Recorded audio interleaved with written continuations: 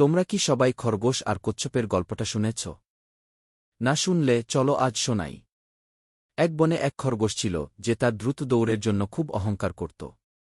একদিন সে কচ্ছপকে দেখে হাসতে হাসতে বলল, তুমি তো খুবই ধীর, আমার সাথে দৌড়ে পারবে? কচ্ছপ শান্তভাবে উত্তর দিল, চলো তাহলে দৌড় হয়ে যাক। দৌড় শুরু হতেই খরগোশ চোখের পলকে অনেক দূর চলে গেল। পিছনে ফিরে দেখে কচ্ছপ তো অনেক দূরে। খরগোশ ভাবল, একটু ঘুমিয়ে নিই। কিন্তু কচ্ছপ কিন্তু থামেনি, সে ধীরে ধীরে তার লক্ষ্যের দিকে এগিয়ে যেতে লাগল। অনেকক্ষণ পর খরগোশের ঘুম ভাঙল।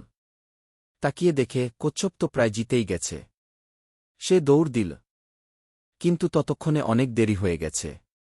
কচ্ছপ তার ধীর কিন্তু স্থির গতির জন্যেই দৌড়টা জিতে গেল। এই গল্প থেকে আমরা শিখলাম, অহংকার ভালো নয়, আর ধীর ও স্থির চেষ্টাই সাফল্যের চাবিকাঠি।